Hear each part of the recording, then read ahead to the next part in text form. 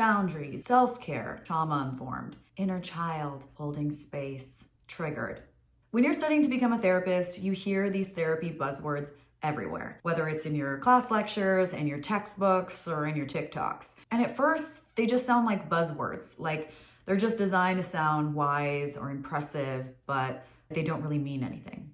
And honestly, to steal a line from Gen Z, a lot of them be sounding very cringe, dead ass, no cap. I don't know. I'm old. But honestly, I used to just think that a lot of this therapy speak was super overblown. Like, why can't we just speak like normal people? But here's what I'm realizing. The deeper I get into this work, the more I realize that this therapy speak isn't just fluff. When used intentionally, these words reflect precision. They reflect protection. They're about identifying what's going on between the therapist and the client. So let's break down a few of these buzzwords and define them in plain language.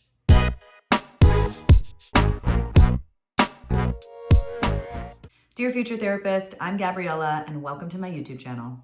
Okay, so let's kick it off with, in my opinion, the cringiest of the cringe therapy buzzwords, holding space. So what holding space actually means is creating a non-judgmental, compassionate space where someone, such as your client, can fully express themselves without you as a therapist trying to fix or control things or offer advice even. It's really about just being fully present and listening. Okay, so a metaphor I really like to use to describe holding space is like being a human beanbag chair. You're soft, you're supportive, you're not trying to rearrange anybody, and you exist so that someone else can emotionally collapse for a second without judgment. That's a pretty good metaphor. The next buzzword is somatic awareness. So first of all, somatic means anything related to the body. So with somatic awareness, it's really about noticing physical sensations in the body and how they relate to our emotions or experiences. Somatic awareness can come up a lot in therapy simply because it's really just a great way to check in with how you're feeling when you're not able to kind of verbally express or articulate it. And a lot of our experiences, emotions, traumas are directly tied to the physical sensations we feel in our body. For the longest time, I was never someone that was very in touch with my physical presence or like how I was carrying tension in my body or how I was carrying stress in my body. And the more and more I become aware of it, the more I recognize where I'm holding tension at any given moment. And it's allowed me to get in better touch with what I'm actually feeling when I can't quite articulate the experience. Okay, another buzzword is co-regulation. So co-regulation is when one person helps another person feel emotionally safe and regulated through calm, connected presence. So as a future therapist, co-regulation is the type of dynamic that you want to be able to engage when you're sitting in front of a client who may be dysregulated. So dysregulation can look like a client being overwhelmed by emotion, being extremely anxious, being extremely sad. So in co-regulation, a therapist is able to sit with their client and really project that calm, connected energy that allows them to also become calm and connected. Attunement is another buzzword we love to use. So attunement is about being deeply present and responsive to another person's emotional state, which can look like picking up on verbal and nonverbal cues. It's kind of similar to co-regulation in that co-regulation can't happen without attunement. With attunement, it really speaks to a person or a therapist's ability to really notice the micro shifts in somebody's behavior. So it's the pause before they say something. It's the way they look down at their feet when they talk about something. It's all of those tiny little clues.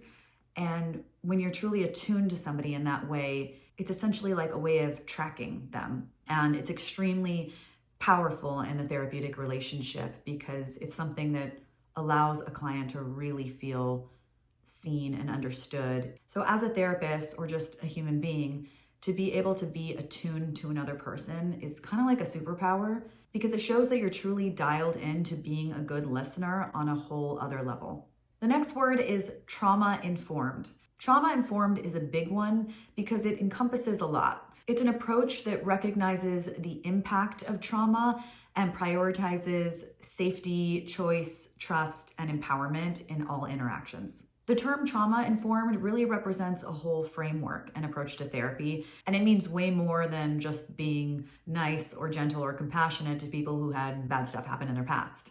It's not just about a tone, it's about a whole structure. It acknowledges things like power dynamics, choice, safety, the nervous system. Basically, if your therapy room is a metaphorical haunted house, trauma-informed means turning on the lights and letting the people inside choose their own escape route. Okay, so the final therapy buzzword that we're going to talk about in this episode is resistance. This one is a big one for me because as a stubborn individual myself, I may at some point or another have been labeled as resistant in therapy, and I don't like the word, but it's important that we understand it. Why make things easy in life when you could be a little resistant? The healing journey. Okay. So in the therapy world, resistance refers to a client's unconscious or conscious pushback toward change, which can signal that there's fear or discomfort, or maybe just a need for more safety. Think, for example, in the early stages of therapy, where you might be less inclined to open up or less inclined to be receptive to any feedback from the therapist. Resistance can be a sign that our nervous system is just not ready to receive certain information or is just not ready to open up in a certain way. So it may not mean that a client doesn't want to do the work. It might just mean that they don't feel safe to do the work just yet. I've definitely come up against resistance in my therapy work or just in my life. And whenever I experience that, I really try to tap into what's underneath that. Because even though I might not be ready to push back against that resistance, I try to identify why it's there to begin with. Like, what is the thing that I'm afraid of unpacking? What is the emotion that I'm afraid to feel? Resistance can also feel a lot like procrastination. Ugh. But in the therapeutic environment, resistance really has to do with not feeling safe or not feeling ready to engage in a particular way or to open up emotionally or to be vulnerable. Okay, so admittedly, I used to roll my eyes at words like holding space and intentionality, but I've learned that therapy jargon is a lot like coffee. Bear with me. Because at first, coffee can taste really bitter and unpleasant, but the more you drink it, the more you can't live without it. Anyways, what I've learned so far is that therapy jargon isn't about sounding smart or wise. It's about being intentional with your language and having a very specific language to identify the dynamic and interactions between you and your client. It's about being specific in places that can be confusing or raw. And the language we use are our tools. And when we use these tools with intention, they can create clarity, connection, and containment. And that's the whole goal, folks. Dear future therapists, I hope you found this episode helpful. Please leave me some of your favorite or least favorite therapy buzzwords in the comments, and I will see you in our next session.